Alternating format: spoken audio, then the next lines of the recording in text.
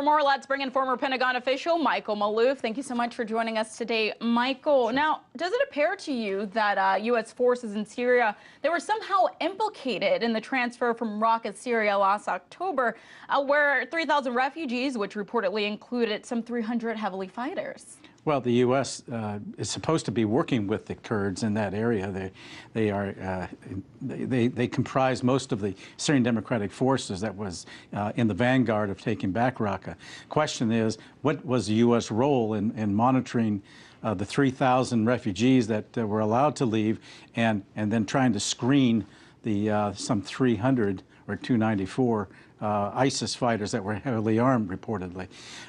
That is a good question, because they shouldn't be doing that. Now, was this some kind of a deal that the United States has made with the Kurds? Because the Kurds, they have intentions ultimately of building, the U.S. building a base in the Kurdish-controlled region of Syria. That's open to question, and that's a possibility.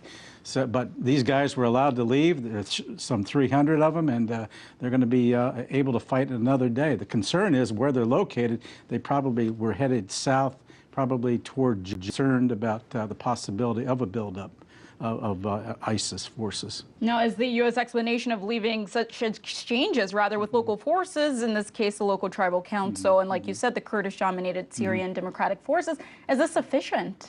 No, it's not sufficient at all. They should be doing much more monitoring. After all, it's the U.S. goal in being in Syria in the first place to defeat ISIS.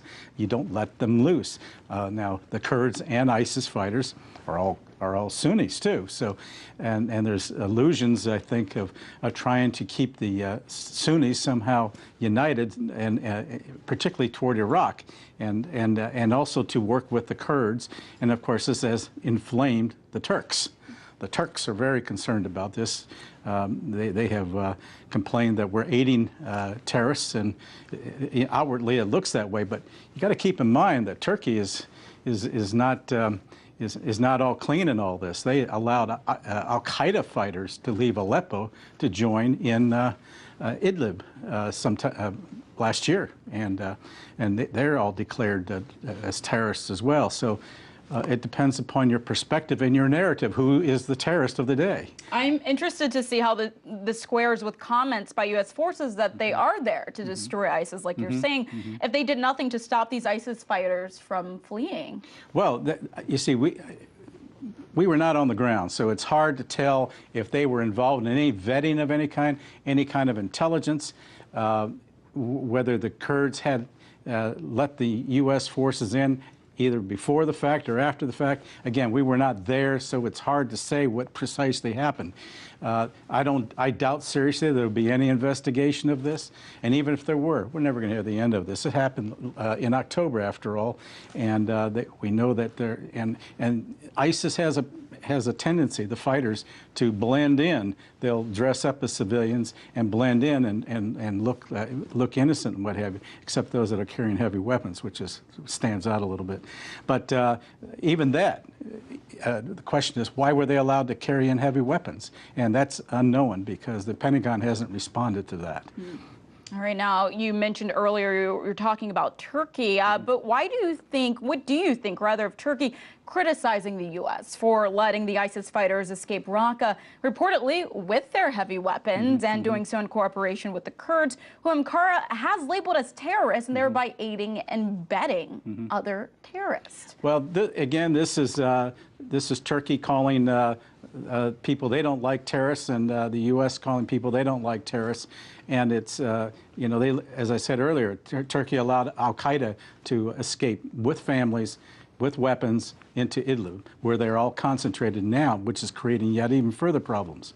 And it also could generate a potential for a stronger Al-Qaeda as a result of the evacuation of the ISIS fighters. That's a strong possibility. However, the fact that we have the U.S. is supporting the Kurds, they're the only ones who are the frontline fighters so far against ISIS, and Turkey has declared them all to be terrorists. But in fact, they have been doing the fighting for ISIS, which is U.S. mission, the U.S. goal. But in this case, something fell through the cracks, and there should have been greater administration. Now, the Pentagon's argument is, well, we allow the local council and the SDF, the Syrian Democratic Forces, to screen and what have you. Well, they didn't do a good job. So this should be incumbent upon the Pentagon to make sure this never happens again. Here we have probably about 30 seconds left. In short, what do you think the U.S. should do in the time being? Well, the United States is going to have to work. If it's defeated ISIS, the question is, what's going to be their role in Syria in the future? Should they even be there? Congress hasn't approved it. If ISIS is, quote, defeated in Syria, they should get out unless, and I know that they have ulterior motives now, and that is to set up that base and ultimately to try and control that area that has allowed the Kurds to come in and also control the oil fields up around Mosul. We're going to leave it right there. Thank you so much for your insight. That was former Pentagon official Michael Maloof. Thank you so much. Thank you.